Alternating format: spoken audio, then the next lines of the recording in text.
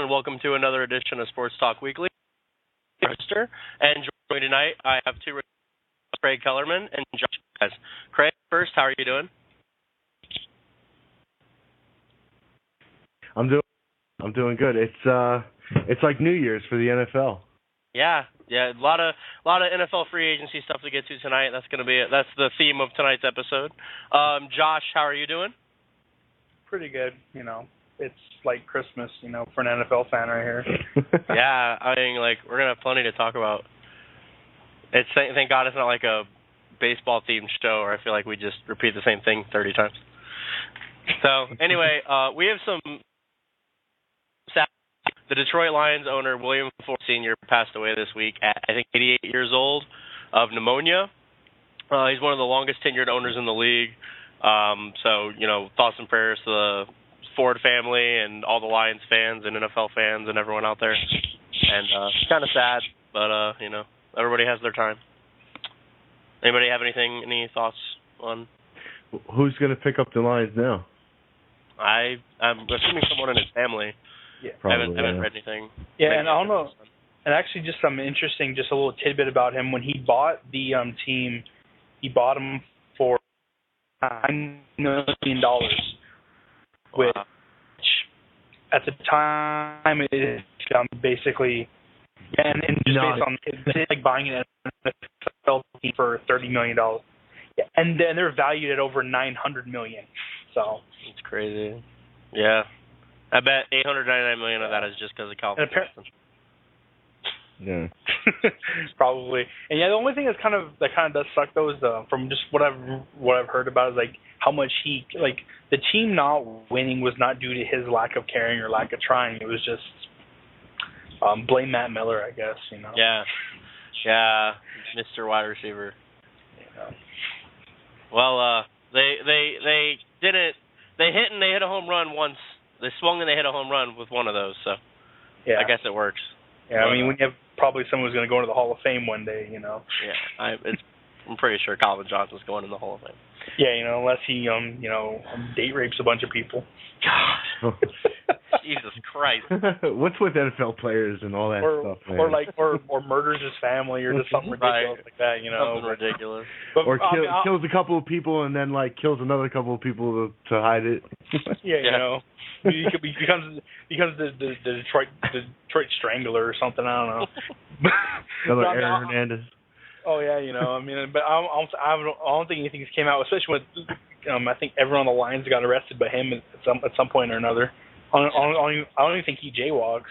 Right. No, Calvin's a good boy. Yeah. All right. Well, right off the bat, 2 minutes before free agency started today, the Dallas Cowboys released DeMarcus Ware, their all-time sack leader. Wow. That is huge. He had a poor year last year due to a lot of injuries. That whole defense had a poor year. Yeah, I think they were 31st in the league. He had an off year. He was making a massive amount of money. I think something stupid like $12 million guaranteed this year. And the Cowboys decided to save some money and cut ties with him. He's an older player. I mean, when aren't the Cowboys in cap trouble? It seems like you hear this every year. That's true. They freed up a lot of money by having Romo restructure his contract and letting Ware go. Like the third time. Yeah, and letting Ware go. So that's he wouldn't take the pay cut. That's right. why he's leaving. Mm-hmm. So is that what it was? Yeah. I don't know. I know it was I was getting out of class today. I just opened up Twitter and it basically almost broke the internet. Yeah. That was big news. I'm not too surprised, but I'm surprised in the sense that yeah. I had a feeling there was a possibility. This isn't like if the Vikings released Adrian Peterson or something ridiculous that would never happen. There was a chance Ware would be gone. Yeah. The fact that he's gone because like they've been talking about it on and off just online and different and on NFL.com for a couple weeks now. So it wouldn't have been some crazy at least heard something about it. Mm-hmm. Yeah. So any ideas of where might go? Where may go? Maybe the Patriots. Mm-hmm. I don't know. He said he wants to go somewhere he can get paid, and he wants to go to a winner. Yeah. Well, Well, he can go to the Raiders. I mean, the Raiders have just about the entire salary cap available they can throw at him if they wanted to. He said a winner. Yeah, the winner team. Yeah, Oh, well. You know what? They raised his salary caps too, didn't they? Yeah, by and it's supposed to go up another like $8 million next year, I think. That's ridiculous, man. I'm thinking the Denver Broncos is a good place for Ware. I just want to know what their cap situation's like with. I mean, Peyton Manning's making $20 million, so that's going to eat up. Decker and Moreno are on. That helps. Yeah. And that would actually be a good move for them, just because that defense was atrocious. And they just got Andre Caldwell back too for a wide receiver. That'll help out too in the relieving of having to re-sign Decker. Yeah, and then he'll have 1,300 yards next year, and everyone will overreact to him. Yeah, because it's Peyton Manning throwing him the ball. Right. Yeah. Denver, I still think Jared Allen is going to end up landing in Denver, and if he does, then I can't see Ware going there. But I think another place Ware could go would be a team like the Patriots. I don't know if they have the money because they're already struggling to sign Wilfork or Talib. They're not going to be able to keep both. Mm-hmm. If they sign one of them, they'll probably sign Wilfork. And they're going to let Talib test the free agent market. I don't think they have the money to get Ware to. I don't think he's going to command a ton of money, but I could see Ware being in the $6 million a year range. Oh yeah. Based on his age and stuff. So I mean, what was his pay cut like? $4 million? Now that he would have been making $12 million this year as a Cowboy. Jesus. And he's not going to get that from any team in the NFL. Mm-mm. Especially not a team that you're just jumping into. Yeah. So, but like $6 million is reasonable. So, which is half. Yeah, but why not? Why not? You know, what were they willing to pay him? I'm not sure. I think what it was is a situation where Jones is trying to, cut salary to make room for some draft picks and free agents, and he knows Ware isn't a part of their future. But one of the things you have to be careful with in the NFL is you can't get too attached to a guy who did a lot for you before. Yes. You need to worry about guys who are going to do a lot for you in the future. The Vikings let Jared Allen walk and did not shed a tear. Then he did great things for them, but the right move was to let him walk and re-sign Everson Griffin to a long-term deal because you need to get young. Mm-hmm. Yeah, that was just a conversation I've had with a friend of mine who's a Panthers fan. The whole Steve Smith thing. I basically says you can't get too attached to players just because. I mean, it's sometimes like it sounds really harsh, but it's better to get rid of a guy a year too early than a year too late. Yeah, exactly. You don't want to be paying a guy past his prime when you could be paying a cheaper player, a younger player who's going to develop in your system and be a stud in a couple of years versus having this old guy getting paid 3 times as much just as a shell of his former self. Yeah, I mean, potentially, I'd rather put my money into a guy that's going to be there for another decade than a guy who maybe get 2 or 3 good years out of. And Ware is a pass-rushing linebacker. The Dallas Cowboys, they changed their defense to a 3-4 just for Ware. I was going to mention that, too, how they switched to a 4-3. He's not a 4-3 end. He's a 3-4 pass rusher. Yeah, when they originally drafted Ware, they became a 3-4 for his talents. Now they're a 4-3. He doesn't fit their system. Yeah. They let him go. And I feel like when you're getting older like that and your legs are going underneath you, that's another thing teams have to worry about is that how much can they pay an aging pass rusher? Yeah. And also, that's why I think the best teams for him, like the teams you mentioned, Denver, New England, and it probably wouldn't happen, but a team like Pittsburgh, I think he'd be stupid to honestly go to a 4-3 team because he's not a 4-3 end. No. And a lot of these guys, their best seasons are behind them. Yeah. Especially, I mean, the first couple of seasons for anybody who's, has to move like that in that position. And really, honestly, this free agent class, there's a lot of crap in it. There's a lot of guys that are going to get overpaid. Of course. That's how the NFL goes. You have one really good year and someone's going to throw money at you, like Josh McCown. Oh, my God. Whoever signs Josh McCown for the massive contract they're going to pay him is an idiot. But I also don't think anyone's going to be stupid and they're going to throw, $12 million a year at him. I think he's going to get paid for what he is, a high-end backup. He'll probably get, I'd imagine, something similar to what Matt Moore got a couple years ago from Miami. I mean, Al Davis isn't running anything anymore, so I don't see any team throwing like $60 million at him. Talking about Josh McCown, I think he was visiting in Tampa Bay for the Buccaneers. He might be getting signed on there. He's got the Jets and the Texans on his schedule as well after Tampa. Yeah. So all teams that need quarterbacks. Well, the Jets ain't gonna pay him what he wants. There's no way. I think the Jets need to give Geno Smith another year before they go looking for a new quarterback. On the topic of the Jets, though, I don't know if you guys heard about the Darrelle Revis news. Does any GM look like more of a genius than John Idzik right now? I mean, he traded Darrelle Revis because he didn't want to, and dumped a bunch of salary cap space, used that pick to draft the defensive rookie of the year, and then that player is getting cut a year later. Yep. Because it's $16 million contract, not because he isn't any good. Yeah, I mean, the Bucs paid him $16 million to play zone coverage for a year. Yeah. The Browns and Raiders are both interested in Darrelle Revis, by the way. They may make a trade offer to the Bucs for Revis before, but I think if they know he's getting released tomorrow, because there is no way the Bucs are keeping him. And actually, it came out, I think Ian Rappaport tweeted that the Browns aren't interested in taking on that salary. Yeah. But could you imagine him and Joe Hayden together? Oh, my God. God, that'd be just disgusting. And now Dante Whitner and Carlos Dansby, who they signed today, both of them. Jeez. Legion of Boom move over. Yeah. Dansby actually ties the all-time Arizona Cardinals interception return for a touchdown record. Really? Yeah, for a linebacker. Oh, I was going to say. He's got 4. And Dante Whitner was the best safety available in free agency. And, well, that's affordable. Yeah. I mean, Jarius Bird's asking for cornerback money. Mm-hmm. And I think T.J. Ward, he got paid about what he should be getting paid for. And Mike Mitchell signed with the Steelers, too. Yeah. Sorry, Kim. So what do you think are the top 5 free agents that are available? If I had to list them in order, I would say, I'm looking at the list right now. Arakpo got franchise tagged. Are people that have already signed with a new team count? Or do you mean the 5 that are currently available, like they can be signed somewhere else? All right. Some people signed today. Yeah, there's a ton of guys that signed today. Like Jimmy Graham, he's not signed yet. He's franchise tagged. He counts. He's a Saint. Okay. Yeah. All right. So.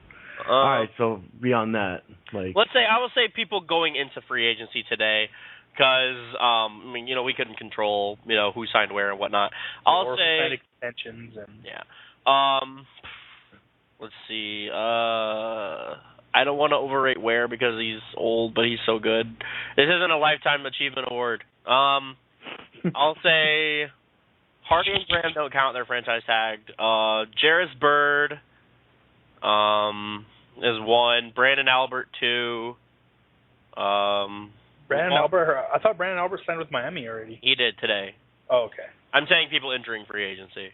Oh, okay. I wasn't sure if it was entering free agency or still available. Jairus Byrd 1, Brandon Albert 2, Lamar Houston 3,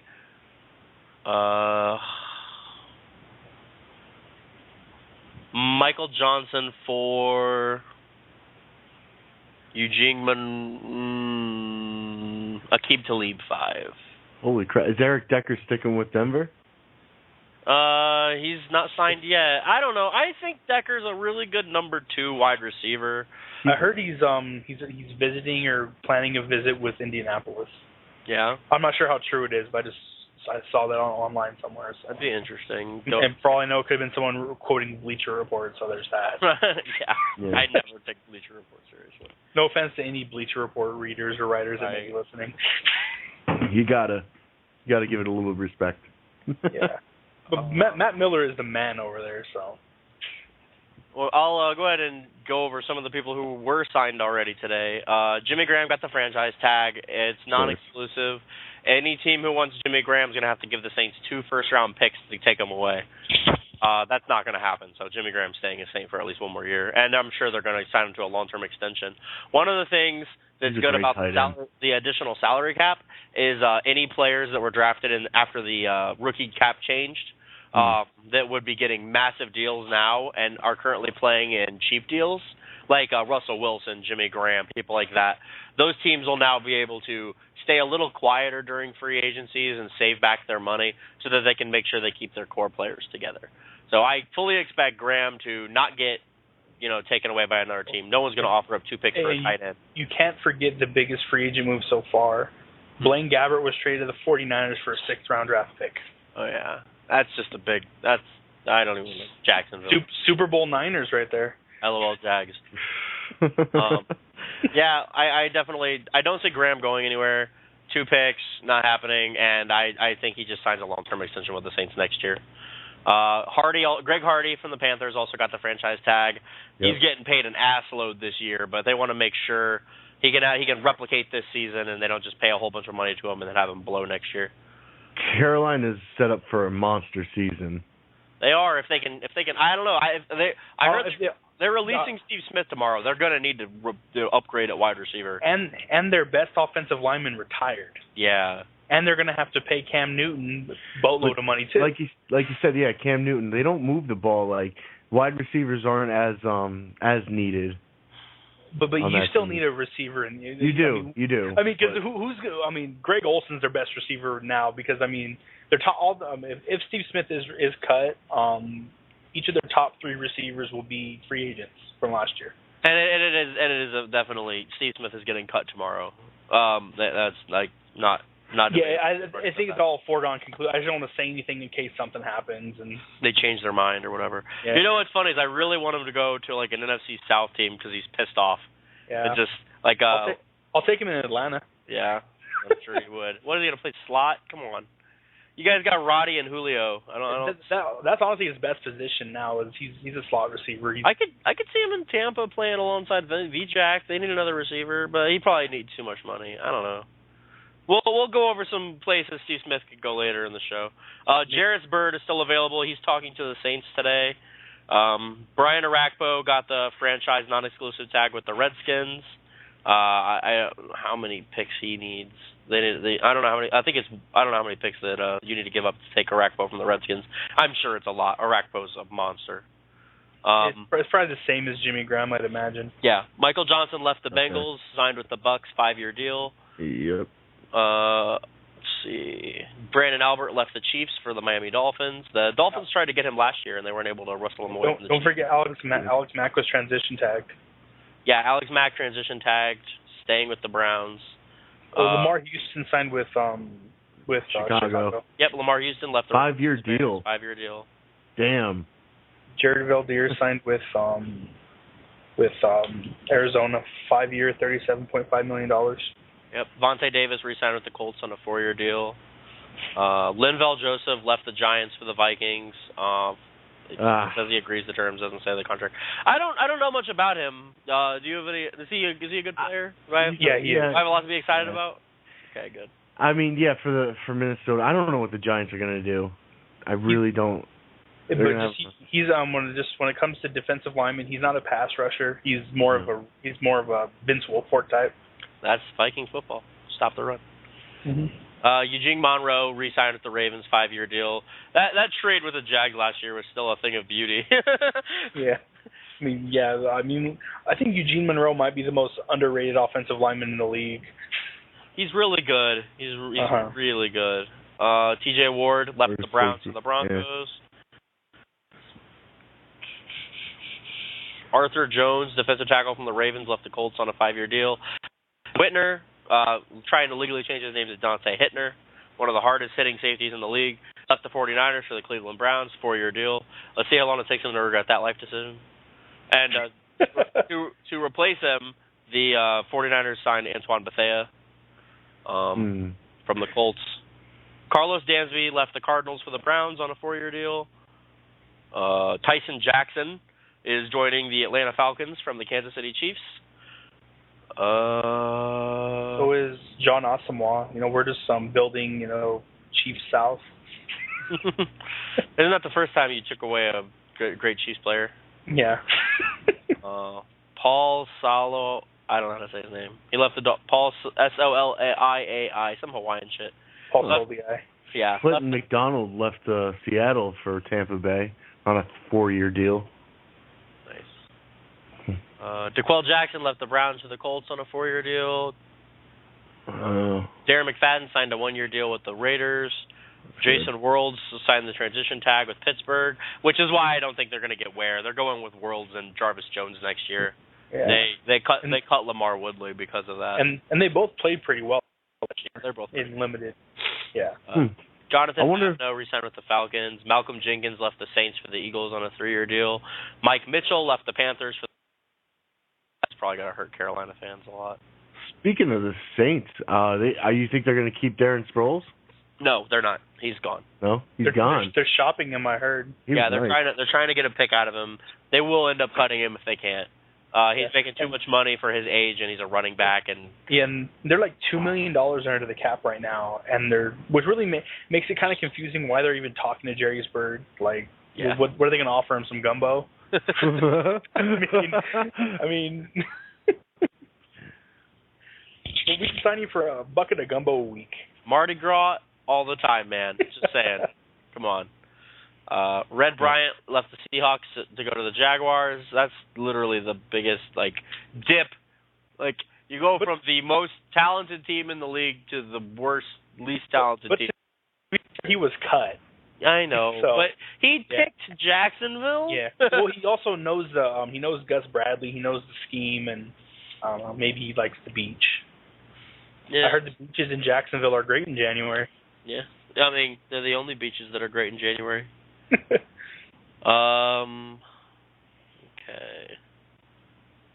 Rashad Jennings left the Raiders to the Giants. He's a running back who backed up Darren McFadden last year, played some limited time. Louis Delmas, safety, left the Lions for the Dolphins on a 1-year deal. He's decent. He's pretty good. Red Bryant. Yeah. Seattle. Yeah. Yep. Jacksonville. Nice. 4-year deal right there. Zane Beadles left Denver for Jacksonville, 5-year deal. Again, what is with these people leaving Super Bowl teams for the Jaguars? Oh, shit.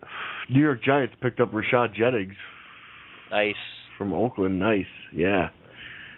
Andre Roberts left the Cardinals for the Redskins on a 4-year deal. I don't think there's any more big names. Jeff Schwartz signed with the guards signed with the Giants. Okay. Oh, Justin Tuck is up, too. Yep. Oh, Dexter McCluster signed with the Titans from Kansas City on a 3-year deal, which means bye-bye Chris Johnson. He was getting cut anyway. Yeah. Okay, so speaking of Chris Johnson, what do you guys think of the Chris Johnson situation? Do you think he's worth the big money to play? Is he a starting running back still? Where could he go? Where would he fit in?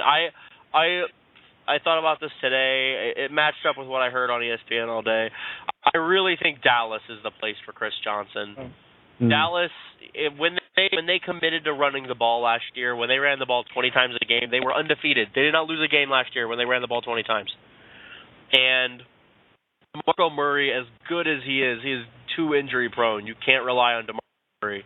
Getting another guy in there to be DeMarco Murray did some magic for them last season. Oh, yeah, he is so talented, but he just can't stay healthy. I think you get a guy like Chris Johnson in there to be the lead back. You let Murray, you can keep Murray there. It could be a rotation. You can, you can use the both of them. They're both so good. Murray's got a lot more power than Johnson does, so it gives you another dimension. And, I mean, can you imagine, the threat of the thing he didn't have in Tennessee is he didn't have a quarterback to throw the football.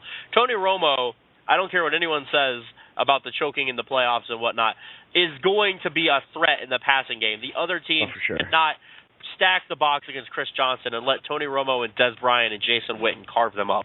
They just can't do that.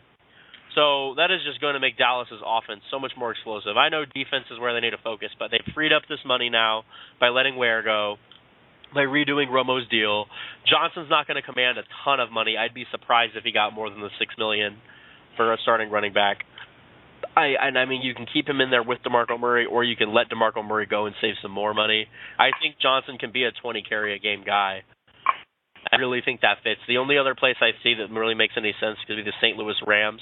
I know Zach Stacy played really well last year, but there's so much youth in St. Louis, and having a veteran guy like Chris Johnson in there, he's also another type of running back. You have Stacy's a power guy, Johnson's a speed guy. You can have a committee there in St. Louis. Bradford will also scare defenses. He's very good. He's very good when One thing though about Chris Johnson, I'm going to ask though with his speed, but he has speed, but does he make anyone miss anymore? Like the year he ran for 2,000 yards and other points early in his career, he was like, now it's just like he gets tackled, he's going down. Like he doesn't have any elusiveness anymore. Like he used to be so exciting to watch, and now he's honestly really boring. Like that's the only question I have about him anymore is just like that's why I honestly don't think he can be a lead back. I think he'd be perfect in a committee somewhere like Dallas or just in a number of other teams, Dallas, St. Louis. Maybe pair him up with Darren McFadden in Oakland. Or I think he's best as not necessarily a compliment, but just in the committee. I just don't think. There are very few 20 carry a game running backs anymore. I just don't see Chris Johnson as one of them anymore. I think change of scenery can help, and we'll have to see. That's possible. Dallas has a really good offensive line too. They got Young last year. They played really well. Yeah, because it also just seemed like to me that he was never happy in Tennessee. It was always, if it wasn't one thing, it was another with him. Well, yeah, you notice after, when he was young, he played his heart out, but when he got that big contract, he started to play a lot less. And I've never been a big Chris Johnson fan. I have neither. He just and maybe this is going to sound really kind of bad, but as someone who's had him on who owned him in fantasy the last 2 years, he is the most frustrating running back in the league. Yeah. He'll have 12 yards one game, then 200 the next. It's ridiculous. Josh, you were talking about how Carolina needed to pick up a wide receiver, and I think they're getting Hakeem Nicks. Yeah, that's what I've heard. I've heard that he's been linked to them. I haven't heard anything official, just that. There's a lot of speculation type stuff, and I think him in that offense, if he could stay healthy, would be just disgusting. Because that is what Cam needs. He needs that big, tall. Yeah, someone that can get downfield like Hakeem, like that. The year that the last year the Giants won the Super Bowl, you could have made a case for Hakeem Nicks being that team's MVP that year. Absolutely. The other years he was healthy, he had 1,000 yards, double-digit touchdowns every year. The Giants' best offensive player. I think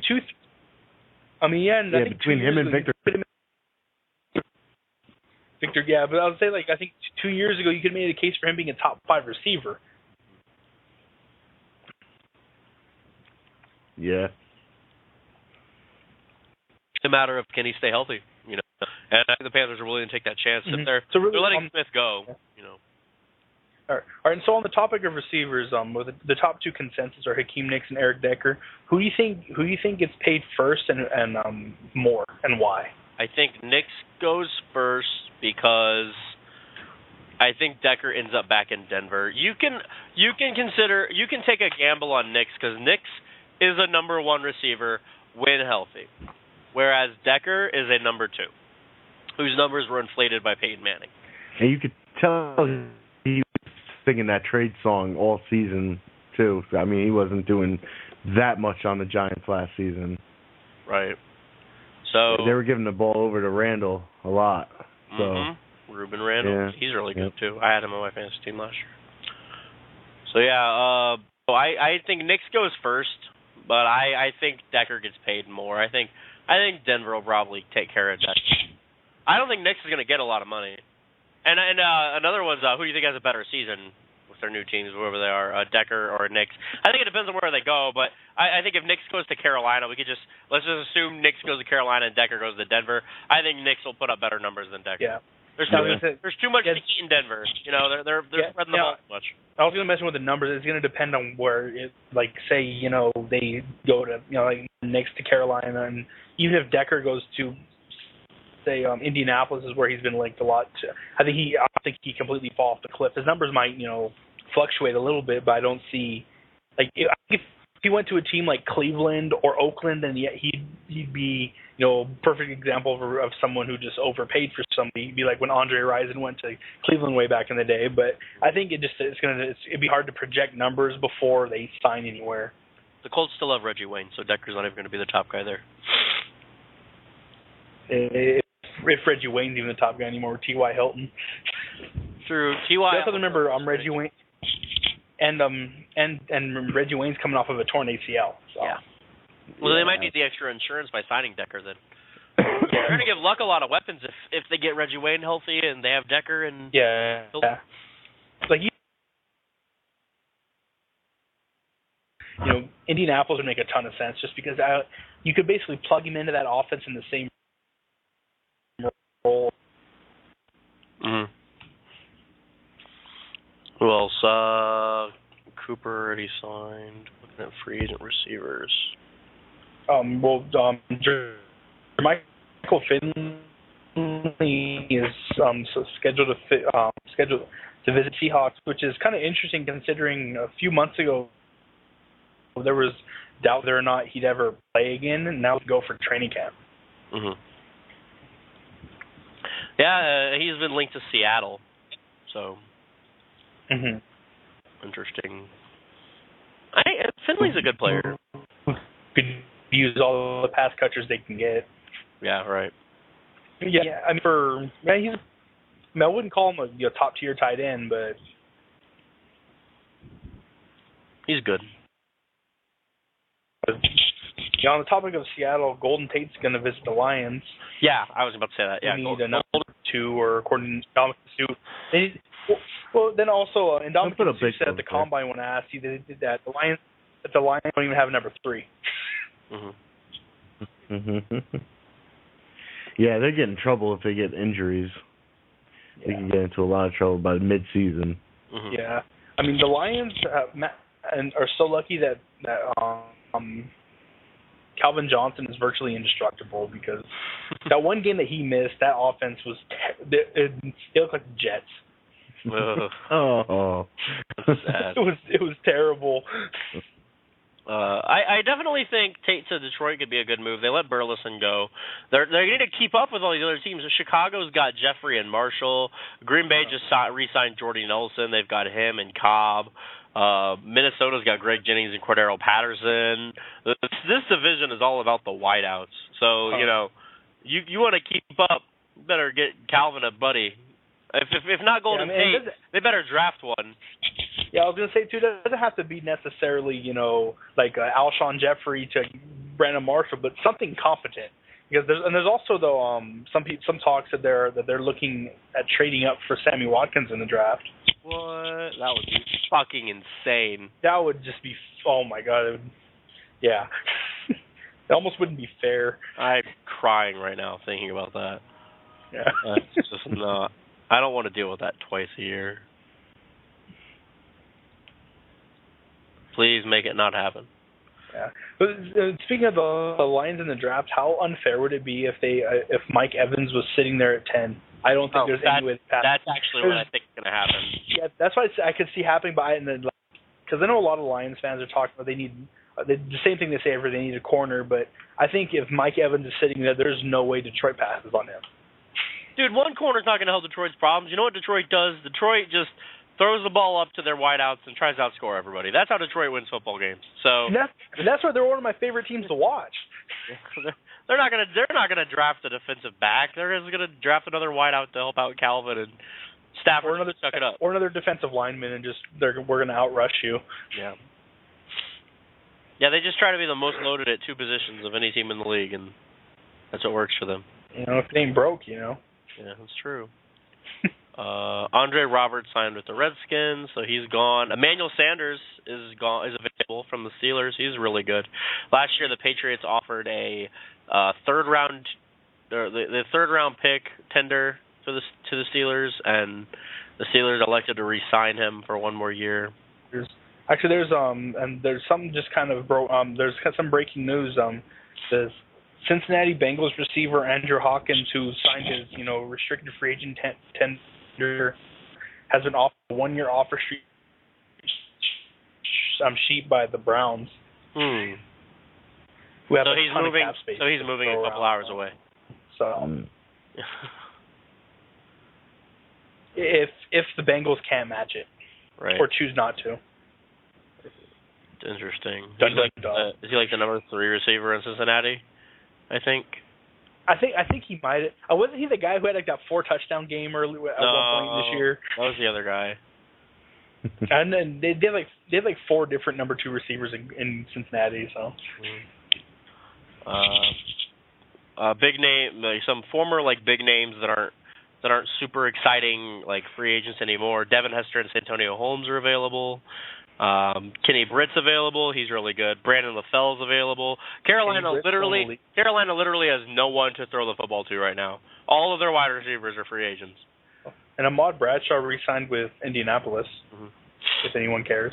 They could pick up Devin Hester from Chicago. Indianapolis, Hester is so past his prime.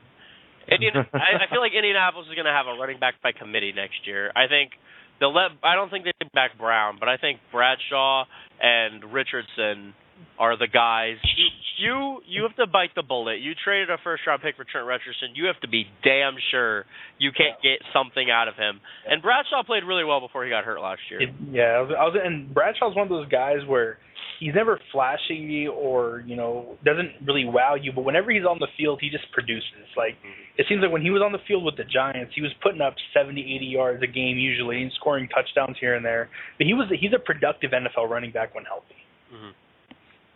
And probably one of the bigger name free agents that looks like half the league available. I'm interested in him is Alteron Werner, who he's a good player, but I thought that he's one of those. He's a classic case. I think we mentioned earlier. You have to be wary of the guy who blows up in a contract year. I think he set a career high in just like interception yards, and I just think he's a good player, but I have a feeling he's going to get overpaid by somebody. Oh yeah. Always happens. Yeah, they're talking about him flirting with the $10 to $12 million range, which is. And then Brent Grimes got $8 million. All I know is Richard Sherman's agent is loving all this crap because these guys are going to get Richard Sherman paid so much more. Sherman's going to make that $6 million next year. Yeah, he's going to. Like I tell Seahawks fans all the time that he's going to ask for at least what Reeves got, if not more. No.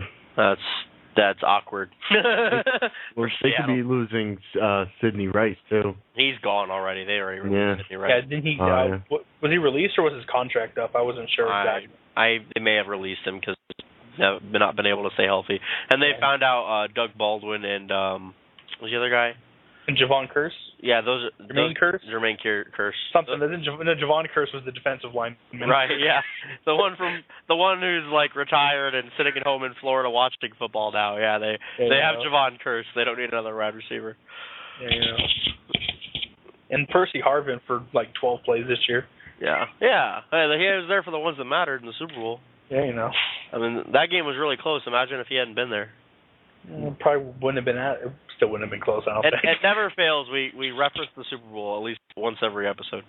Well, at least this time it makes sense because we're talking about free agency. It's a running theme that's going to go on even years from now. Yeah, it's just going to be really. It's just we're gonna just nickname the show the Super Bowl show. You can't say Super Bowl. Uh-oh. Oops, awkward. Way to go, Josh. You blew it. All right, let's go over some other free agents. Lamar Woodley was released by the Steelers today. He was a good linebacker. He had an off year this year, but I obviously he's going to get picked up by somebody. Just the question is who's in need of outside linebackers? Dallas maybe now. They let Ware go. They could use a replacement. He's younger. When he was good, he was great. So Woodley could be a good replacement for DeMarcus Ware. He'll make significantly less money.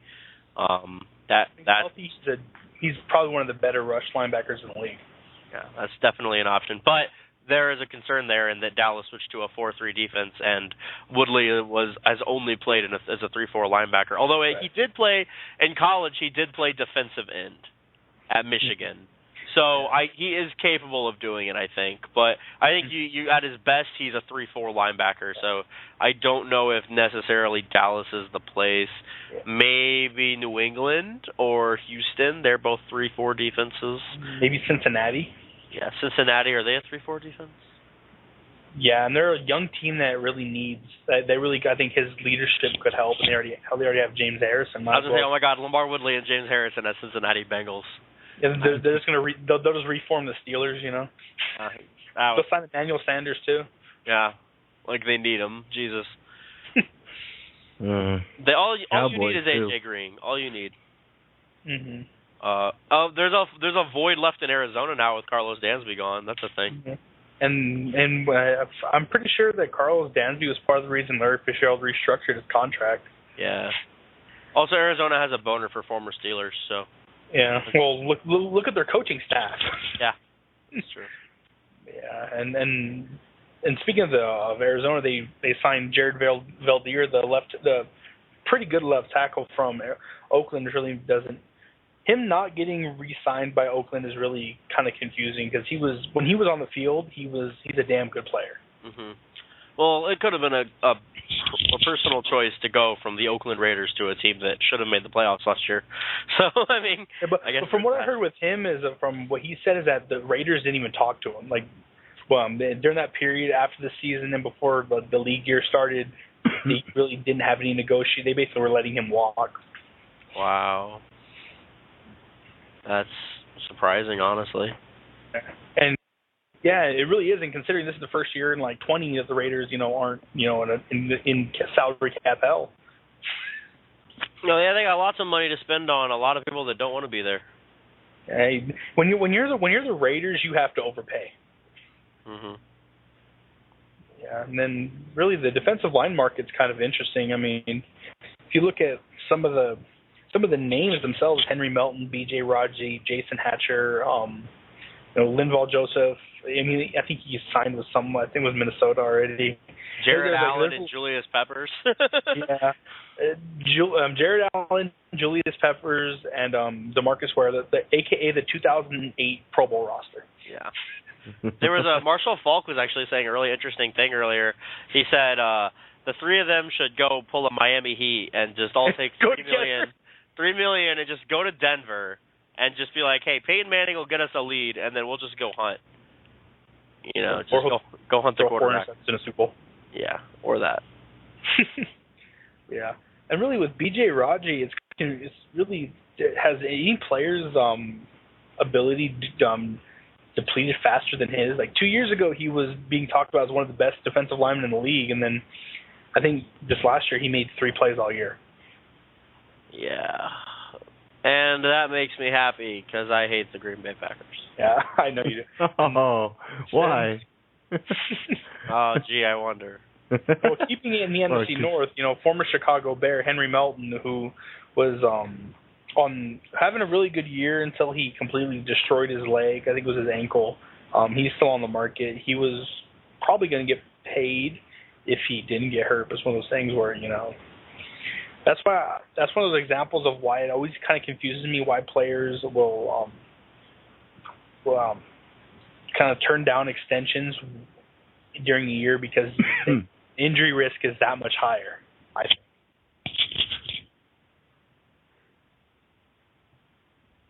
Yeah, agreed. That's exactly true. Lamar Houston, we covered him. He went to Chicago from Oakland. Mhm. He's moving up in the world. Yeah.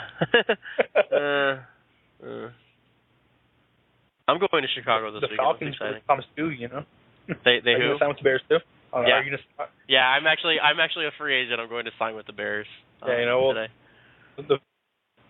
The Falcons released safety Thomas Deku after $50 million extension.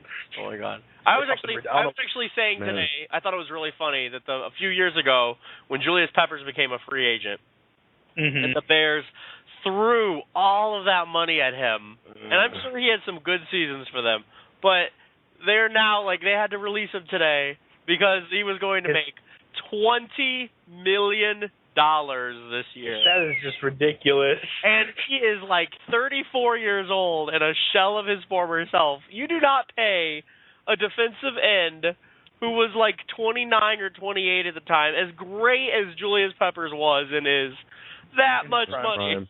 Yeah, that's quarterback money right there. Yeah, that's first string quarterback money. Yeah. All they need is Jay Cutler and Brandon Marshall. That's all they need on that team. That's it. So now that Peppers is out of their hair, they can afford to pay some defensive players to come in there. They need a little bit of defense. I mean, man, they blew some of those last regular season games where they could have made it to the playoffs. Like the one they lost to the Vikings that knocked them out of it. Yeah. I remember that game.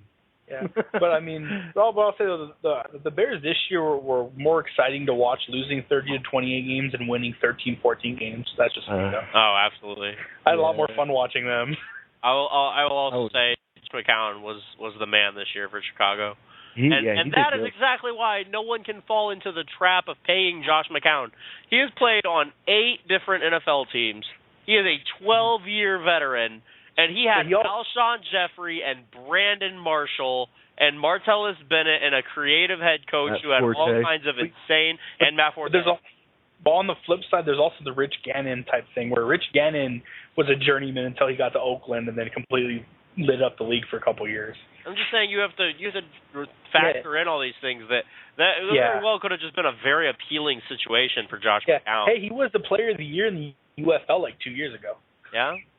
I think the best thing for McCown could be is if all these teams kind of lowball what he really thinks he deserves, and then Chicago just pays him to come back and be Cutler's backup.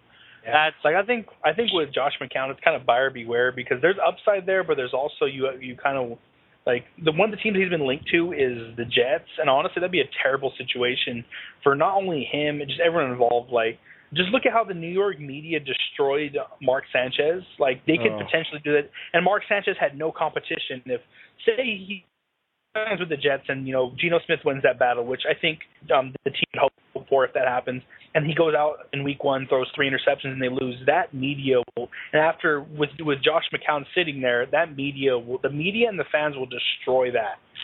Mm-hmm. Also, in the first place, they'll question why they're paying that much money to a backup quarterback when they drafted a quarterback last year if he's not going to take over the job. Yeah. I think another thing, this is some skepticism, and maybe we're looking too much into it, but since the Texans are talking to Josh McCown in the first place, does this mean they're going to draft Jadeveon Clowney? Because they're talking to a quarterback, that means why would they do that if they're dead set on drafting one with the first pick? I think what it is Houston, they're doing the smart thing when it comes to the draft. They're not showing anything. I also heard that they're interested in Ryan Mallett, which for whatever reason. But I think it's smart to just even if I think them drafting signing a quarterback doesn't necessarily rule out drafting one. It would just mean that they're I think Josh McCown would be perfect as a stopgap type guy, where even if the Texans or the Jaguars or wherever he goes, draft a quarterback, they don't necessarily have to start him right away because they have at least a competent NFL player. This is my thing. The Texans are not as close as people think. Anyone who says, well, they were in the AFC Championship 2 years ago, whatever, is a grain of salt. Look at that. Andre Johnson's a lot older now. Ben Tate is gone. Arian Foster's injury prone. Quarterback situation's 10 times worse than it was before. Their defense is not the same. J.J. Watt is the only really special player on the Texans. So Brian Cushing, when he can stay healthy. Yeah, he can't. That is the issue. They have so many holes and so many team needs. I think it's going to take them a while to build the team up. So if you're paying a quarterback like Josh McCown at least $8 million, I think he's going to get a year. If you're paying a quarterback, then you draft a quarterback with the number 1 pick, you're already investing a ton of money into 2 quarterbacks. So what I think you do is you either you either sign a guy like Josh McCown, and you have him kind of be the guy to lead the team while you're rebuilding, and you draft the best player. If you think Clowney's the best player, you draft Clowney, and you work towards fixing the team. Or you realize you don't need Jadeveon Clowney when you have J.J. Watt. And if Clowney busts, it hurts even more because now you still just have J.J. Watt. You don't have this monster combo of J.J. Watt and Jadeveon Clowney. You just have Watt, and you still need a quarterback. So I think if you're Houston and you know it's going to be a while, like you're rebuilding, I think you just draft a long-term guy. Like I think Blake Bortles probably has the most upside. I think Houston maybe gambles and takes a guy like Bortles with the number 1 pick. Yeah. And just lets him sit there and develop and. But I will say though, with the Texans, if they get this number 1 pick right, they're in the Super Bowl in 3 years. I think. It's possible. I think they really need to. There's a lot of holes on the team, but like if Foster is healthy still, if Hopkins blows up more, and Andre can there a couple more years, I can see that. I mean they have to nail the draft this year, and they have to. Because I would say with that number 1, Aaron Foster, with that number 1 pick, the walking injury. Yeah. Because I think with the Texans, he killed me. He killed me in fantasy. Yeah, let him know about it. He was one of my first picks. About fantasy football. Hey, I was gonna say we've all been there, but I've never lost. So anyway. Really? Yeah, like I've never whether they take a quarterback, like the Texans whether they take Clowney, take quarterback of their choice.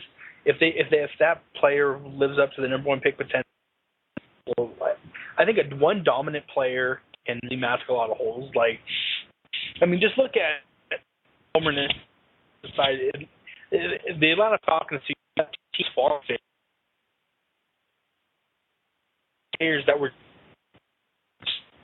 truly, I hate this word, but truly elite. It masked a lot of holes. Like with 2 years ago with that Atlanta offense, when it was clicking, nothing was stopping it. Masked your defense. I think if I'm Houston, I take whoever I think the best. Just say you're gonna have one side of the ball that's just you're not gonna be. Mm-hmm. The difference between a team like Atlanta and a team like Houston. Sorry, lag.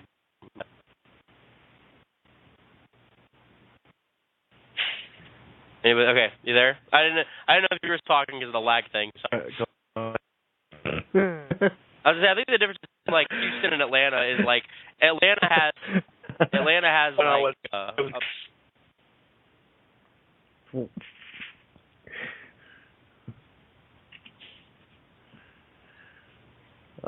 go ahead, Chris. Okay.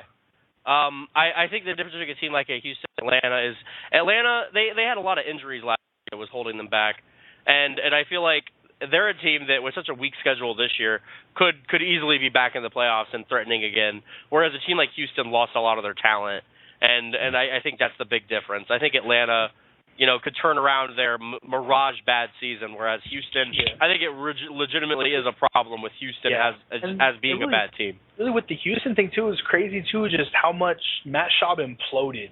Like the year before, he was far from Tom Brady and everything, but I thought he was a pretty good quarterback. And then this last year, just I don't know what went wrong. Everything just imploded on him.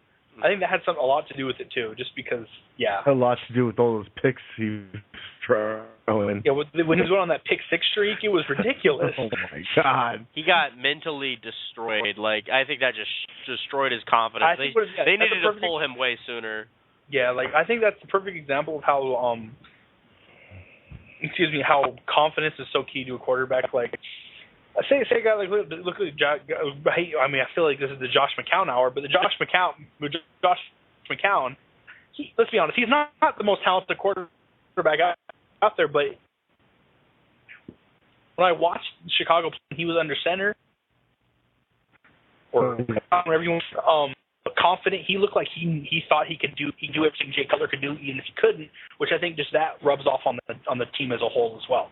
But with this year, he looked like a broken man. Yeah, I think like it's crazy to think that Schaub like led the league in passing yards a few years ago, and now he is just a backup. He gets a fight for his NFL. Yeah, it's really sad. Speaking of the Falcons and Matt Schaub, the quarterback that Matt Schaub backed up a few years ago in Atlanta, Michael Vick, was released by the Eagles after Nick Foles won the starting job, and is available. And I mean, about where he's been linked to Minnesota, Minnesota did re-sign Matt Castle, so I'm not sure if they'll sign Vic. I've also heard the Jets and Bucks are interested. Yes, the Jets and Bucks. The Jets would be a good one. I do know that Michael Vick wants to be a starting. He'll be a starter at all three of those teams easily. You think so? It screams Raider to me. The screams Raider move. Yeah. It screams Raider move to me. Maybe the Jets will pick him up. Yeah, the Jets, the Vikings, the Bucks, all good options.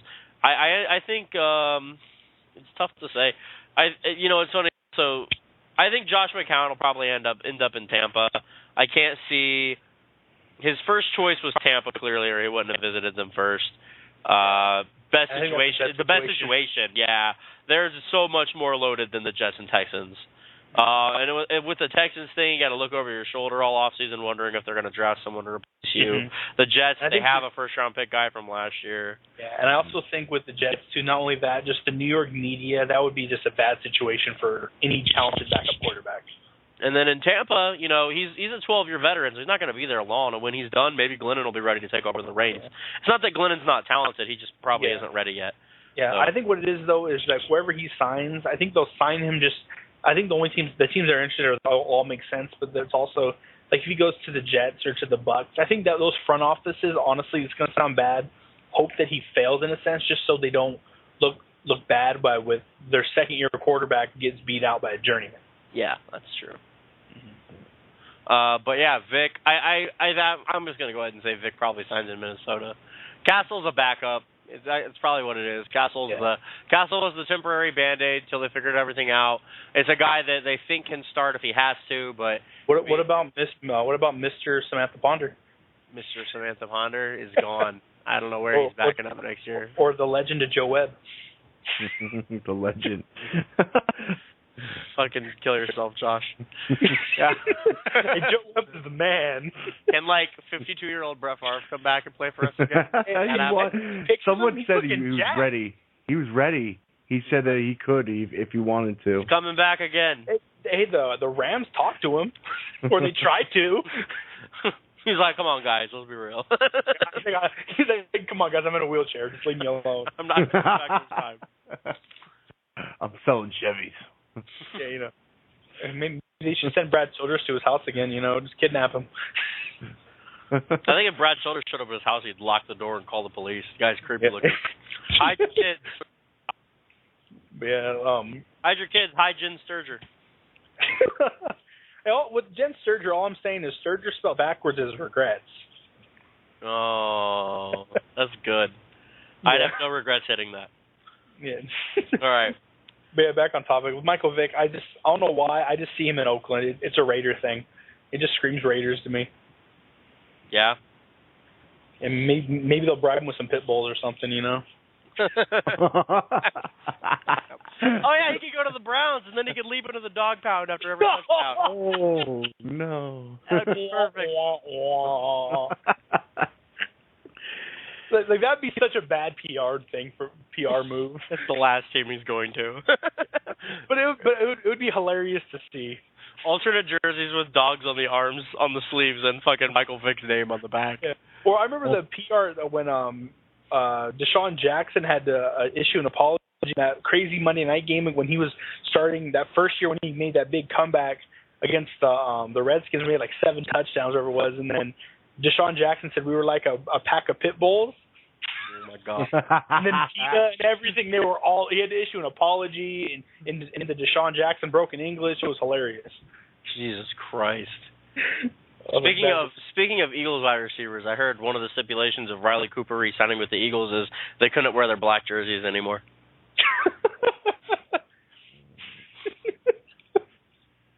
Oh God, we're the worst. All right. On that note, we went over all the free agents that are available and some of their specific locations they could go to. There's not much else we can discuss until we figure out where other people go when people sign. You can follow the Sports Talk Weekly Facebook page, and that'll be updated a lot over the next couple days with free agent signings, who's going where and whatnot. So if you want to keep up with that, Facebook.com/Sports Talk Weekly. And we're going to wrap up the show here. It's kind of a short episode just because it's a Tuesday, and I know Craig's got to get out of here and go to work. So we're going to go ahead and start with Josh. If you got anything you want to plug or whatever, go ahead. just my Twitter at Gomez_time76.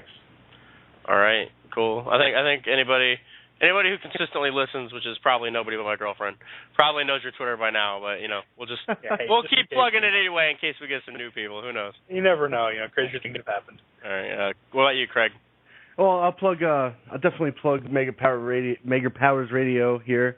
You can catch us. We're usually on Saturday nights, so you catch us out there. And then also on Thursday nights, you could catch Geek Speak. If you guys are into like movies or geeky culture, video games, and or geeky news, we've been covering a lot of geeky news like that. We did an interview with C.G. Thompson lately. C.G. Thornton, sorry. She's a professional gamer. Definitely catch that out. Definitely check that out and check us out. We're live every Thursday at 8 p.m. Eastern.